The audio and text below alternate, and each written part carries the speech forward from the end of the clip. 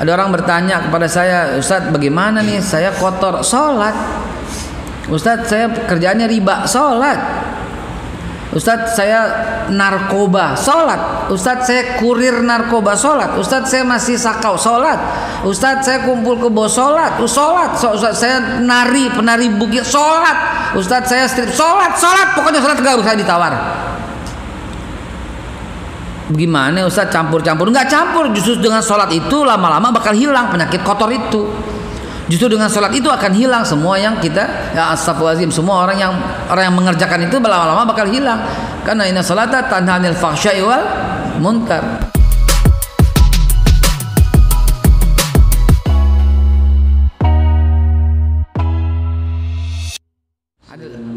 Waalaikumsalam warahmatullahi wabarakatuh. Siap. Ini aku punya bos meninggal itu 3 bulan sakit. Apa itu membayar dalam sholatnya itu berapa mudah Pak Ustaz? Allahu Akbar. Terus anak saya itu kekah, kalau laki-laki kan 2. Saya potong 1. Sekarang anak saya udah madu. Apa saya harus membayar itu apa kekah lagi Ustaz? Baik. Syukran jazakallahu khair. Saya hafid dari Pasuruan Ustaz. Jauh amat Pasuruan kemarin. Pasuruan. Ya Allah ya Rabb. Bapak yang saya hormati, kita jawab dulu soal sholat, ya. Sholat enggak bisa ditawar, Pak, ya. Sholat enggak bisa digugurkan kewajibannya oleh apapun kecuali menstruasi dan nifas, ya. Enggak ada sholat yang digugurkan, enggak ada. Mau sakit kek, mau nggak sakit kek, mau koma kek, nggak koma kek, lah bagaimana? Iya, nggak ada deh kalau yang namanya sholat. Ini pertama tuh kita garis bawahi dulu, ya. Lagi koma bagaimana Ustadz? Kan pena terangkat, begitu bangun ahli warisnya mesti ingetin, ya. Nggak ada kalau sholat, nggak ada tawar menawar. Wa'bud rabbaka hatta ya'tiyakal yakin.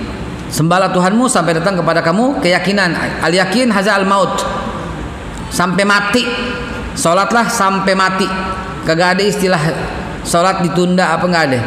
Nggak sempet nih Ustadz gabung. Saya lagi sakit Ustadz sambil tidur. Kotor Ustadz, nggak apa-apa. Kalau salat Pak, urusan salat. Sibuk nih Ustadz, nggak bisa. Macet nih Ustadz, turun. Man taraka shalah muta'ammidan faqad kafara jiharan. Siapa yang meninggalkan salat dengan sengaja, dia telah kafir terang-terangan. Bainar rajuli wa bainal kufri tarkus shalah. Perbedaan antara kita dengan orang kafir itu adalah salat. Pokoknya salat enggak ada tawar-menawar sedikit pun yang namanya salat. Sahih hadisnya, faqad maka sungguh telah fi'il madi kafara fi'il madi jiharan. Kafirnya terang-terangan orang yang meninggalkan salat. Gitu ya. Bahkan orang yang tidak sholat nggak boleh disolatin. Nanti kalau nggak percaya buka aja kitab Imam Syafi'i Al-Um, coba buka, ya. Nggak ada. Lalu bagaimana dengan orang yang lalai, neraka sakar yang khusus Allah ciptakan itu neraka untuk orang yang melalaikan sholat, orang muslim yang melalaikan sholat, khusus ciptaannya, siksaannya khusus. Bahkan orang yang meninggalkan sholat Allah kasih bonus lagi 15 macam siksaan.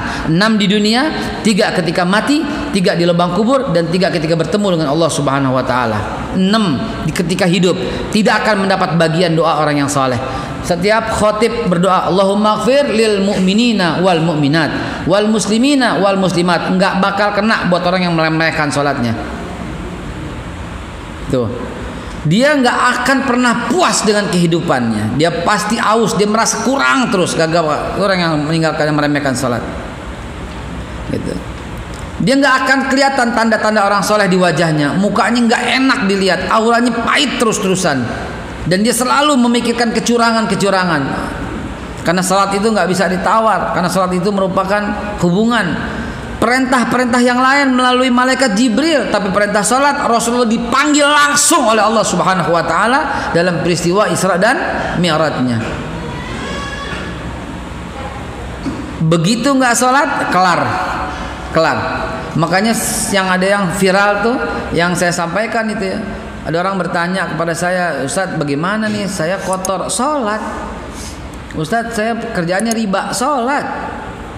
Ustadz saya narkoba, sholat. Ustadz saya kurir narkoba, sholat. Ustadz saya masih sakau, sholat. Ustadz saya kumpul kebo, sholat. Ustadz saya penari bukit, sholat. Ustadz saya strip, sholat. Pokoknya sholat gak usah ditawar. Bagaimana Ustadz campur-campur? Nggak campur, justru dengan sholat itu lama-lama bakal hilang penyakit kotor itu. Justru dengan sholat itu akan hilang semua yang kita, ya astagfirullahaladzim, semua orang yang mengerjakan itu lama-lama bakal hilang.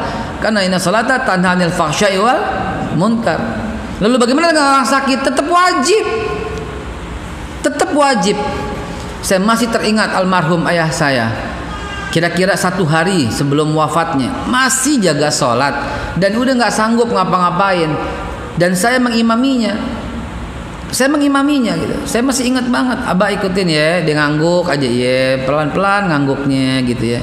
Saya mengimaminya maghrib gitu, isya gitu 4 rakaat saya imamin terus. Walaupun udah selesai, belum bisa, boro-boro tangan diangkat pak, udah ntar koma, ntar enggak, ntar koma. Keluarganya saya ambil air itu di ember, saya lap, saya wuduin tangan, mulut saya basahin, muka saya lapin, tangan sampai sikut, kepala saya usap, kaki saya usap. Abah udah wudhu ya. Kadang dijawab, kadang kagak. Tapi keluarganya wajib. Kewajiban itu menimpa kepada keluarganya. Abah ikutin mbak, sholat. Kadang dijawab, kadang kagak. Itu 2 hari sebelum wafat. Begitu 1 hari sebelum wafat, begitu saya selesai sholat isya, assalamualaikum, dia udah ketiduran. Gitu. Jangan-jangan dia ketiduran nih. Subuh saya bangunin, nggak bisa lagi udah bangun. Saya sholat subuh 2 kali. Wallahu a'lam bishawab. Saya cuman yakin Allah nggak akan sia-sia, nggak akan menyia-nyiakan amal hambanya. Saya sholat subuh 2 kali. Ya Allah, untuk ayah saya ya Allah, terimalah ya Allah. Saya nggak tahu nih ada hadisnya apa kagak, ada Quran yang apa kagak, ada dalil apa kagak. Tapi yang cuma saya yakin, Allah nggak akan sia-siakan amal seorang hamba. Yang saya yakin, Allah pasti sayang anak yang berbakti pada orang tuanya. Sembahyang terus. Ya, begitu ayah saya mulai udah koma, saya sembahyang terus. Almarhum Umi juga demikian. Waktu almarhum Umi kira-kira komanya kan 3 hari kalau Umi itu sebelum wafat. Selama 3 hari saya sembahyang subuh 2 kali, sembahyang lohor 2 kali, asar 2 kali, maghrib 2 kali, saya 2 kali. Untuk beliau, sebab saya anaknya, saya mesti tanggung jawab. Begitu. Ya wallahu a'lam bishawab. Mungkin nggak ada hadisnya pak, mungkin nggak ada Qurannya pak, nggak ada, mungkin nggak ada dalilnya pak. Saya ngomong apa adanya nggak. Tapi itulah wujud daripada bakti. Kalau dikiaskan ada hadis riwayat Abu Dawud namanya sholat hadiah. Ada hadis Abu Dawud sholat hadiah, sholat yang kita hadiahkan untuk untuk ayah atau ibu atau anak atau istri atau suami begitu. Sholat sunat hadiah. Biasanya habis maghrib ketika mayat dikubur. Sampai sekarang saya masih ngejalanin, terutama sholat qobliyah subuh gitu. Sholat qobliyah subuh rakaat pertama saya bacanya izazul zilatil ardu zilzalaha. Kenapa? Karena abah yang ngajarin dulu. Rakaat kedua saya baca tabat yada abi lahabi watab. Kenapa? Karena yang ngajarin Umi dulu, yang masih saya ingat nama saya. Karena saya ingat didudukin sama abah saya, coba harus hafal izazul sampai ijazul tuh. Hafal. Setiap saya baca izazul pahalanya buat bapak saya karena bapak saya ngajarin. Umi saya sambil masak ngerekam tabat yada abi lahabi watab, direkam sama kaset, disuruh dengerin saya. Gitu. Saya hafalin sampai saya hafal tabat yada gara-gara Umi. Saya baca setiap subuh, saya komunikasi itu. Ya Allah, pahalanya buat abah rakaat pertama. Kenapa? Karena izazul zilatil. Rakaat kedua tabat buat Umi. Kenapa? Karena mandala ala khairin falahu mislu ajrin fa'ilihi. Siapa yang mengajarkan kepada kebaikan, maka orang itu mendapat pahala yang sama. Maka setiap saya baca izazul, bapak saya juga dapat sama. Setiap saya baca tabat, Umi saya juga dapat sama. Begitu. Apa yang mesti bapak lakukan? Bosnya meninggal, bilangin apa yang saya ceritain ini kepada keluarganya. Begitu.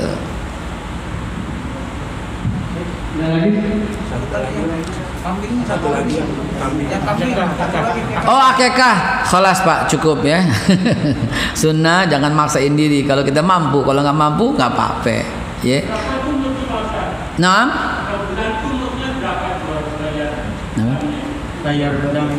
Nggak ada sholat, nggak ada bayar dam. Mohon maaf. Keluarganya mesti. Keluarganya mesti ya Allah tanggung jawab deh ya. Tanggung jawab. Banyakin sholat sunnah keluarganya, ahli warisnya, pahalanya untuk ayahnya. Banyakin sedekah, pahalanya untuk ayahnya. Banyakin sujud, pahalanya untuk ayahnya. Begitu aja. Nggak ada hitungan bayar mut, nggak ada. Denda nggak ada. Nggak bisa diganti beras, sembahyang nggak bisa diganti beras.